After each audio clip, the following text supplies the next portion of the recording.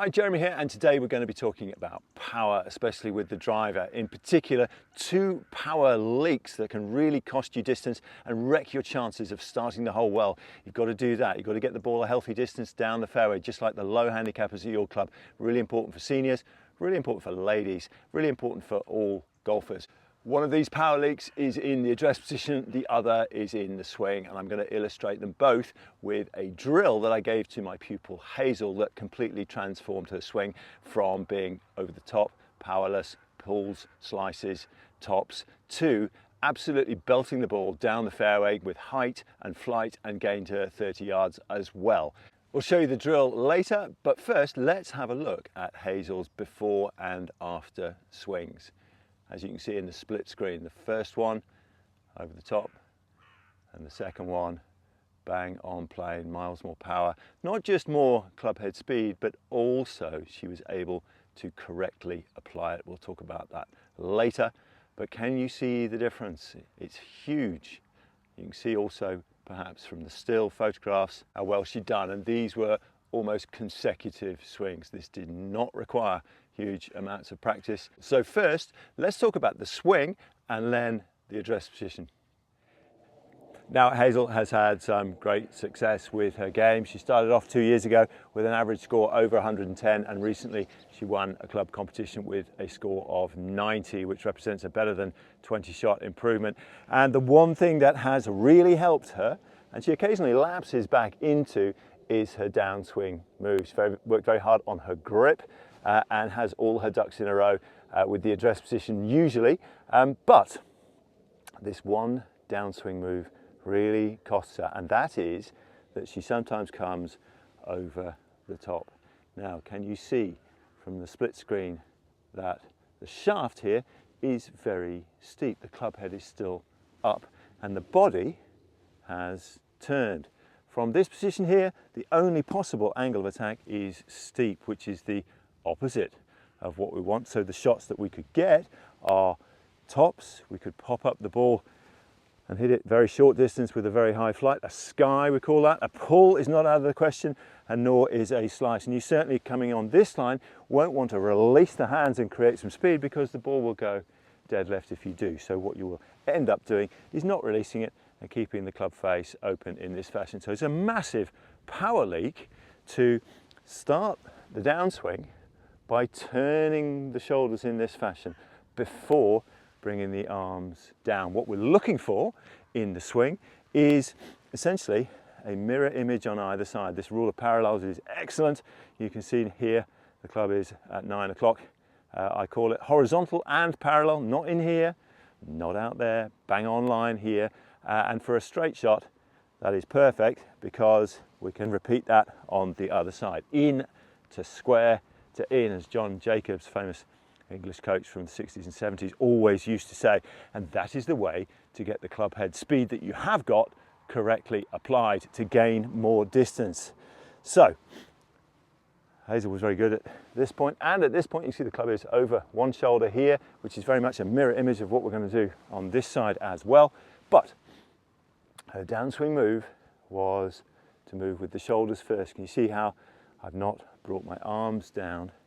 And this is the move, the one really important move that she was missing in our lesson.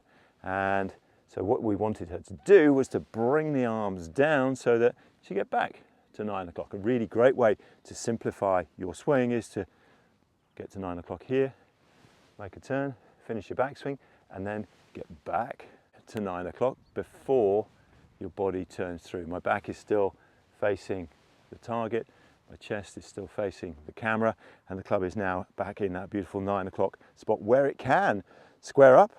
You see how beautifully square the club is now, and it's low to the ground, a couple of feet before the ball. Very good way to drive this. So up, and you can see arms come down first. See Justin Rose doing this a lot, and this 9 o'clock spot is super important. Notice also how the club face is slightly tilted. Yeah, there is a bit of wriggle room here. We can be almost vertical. It's a little bit open, that, but not too much down like this, but tilted perhaps at the same angle as the body, and a great thing to do to get back there as well.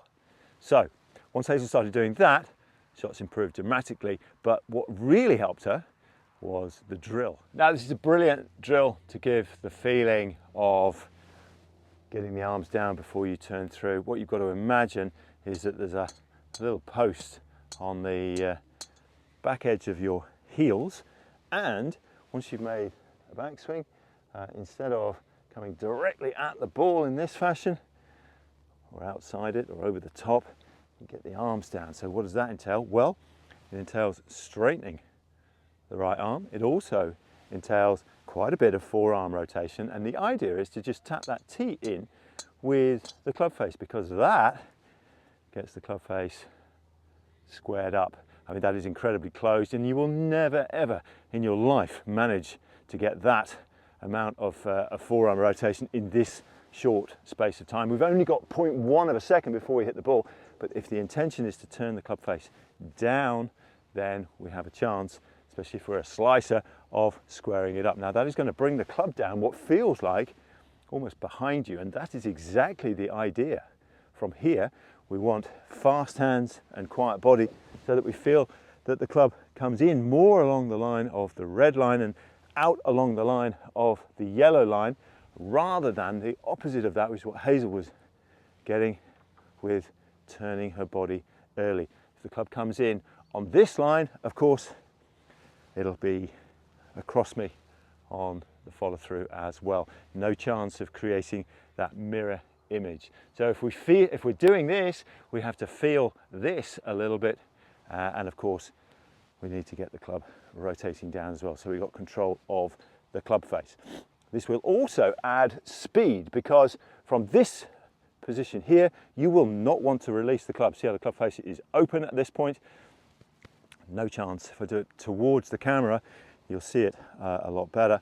If I coming across the line here, I will not want to release that club face. It will remain open, has a more loft and less speed, and of course that robs you of any power. What we want is to be able to release the club so that we go thumbs up on this side, thumbs up on that side. You can hear the sound, but we cannot do that if we are over the top. We simply won't want to, because if we do, the ball will go miles left. So the club has to come in on the correct line for you to be able to release it.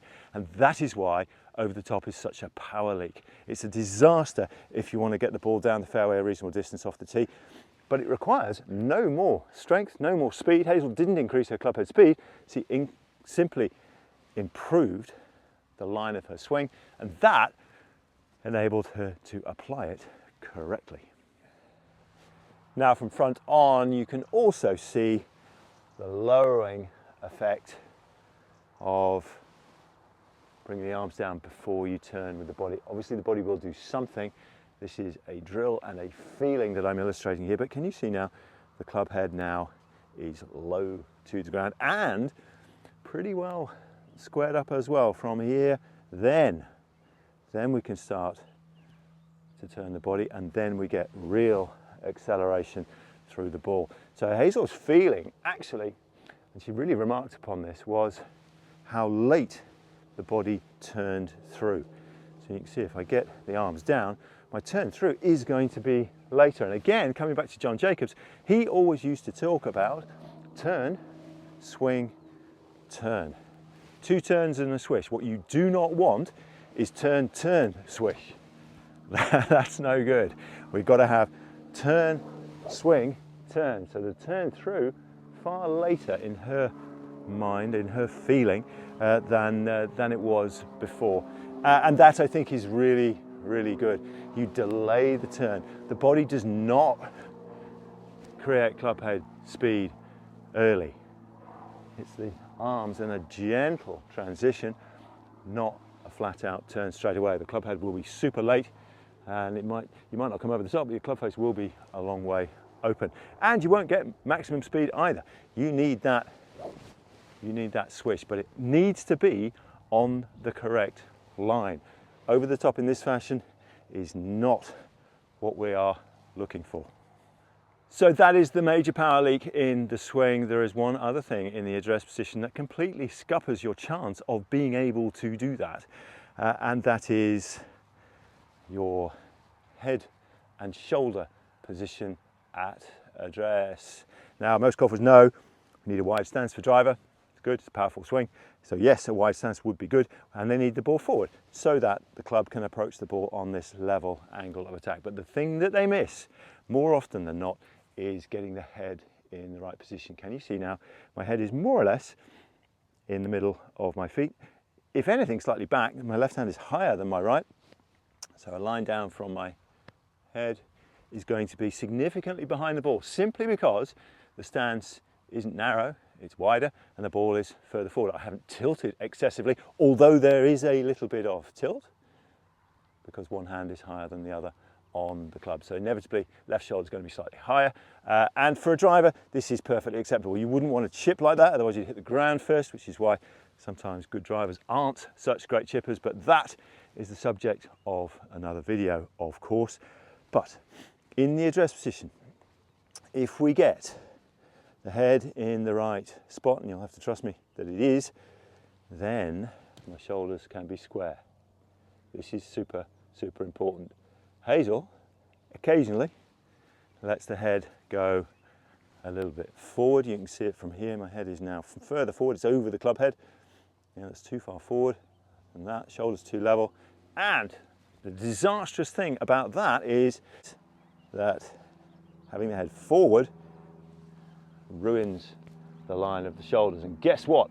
If your shoulders are on this line, your swing is programmed into the over-the-top swing. So no matter how much you do the drill, it won't make the slightest bit of difference if the address position isn't 100% correct. Now, one final thing, how do you know whether you've done this right on the course? Well, there is one really good check that you can do and build into your pre-shot routine to make sure that your shoulders are square and your head is therefore behind the ball.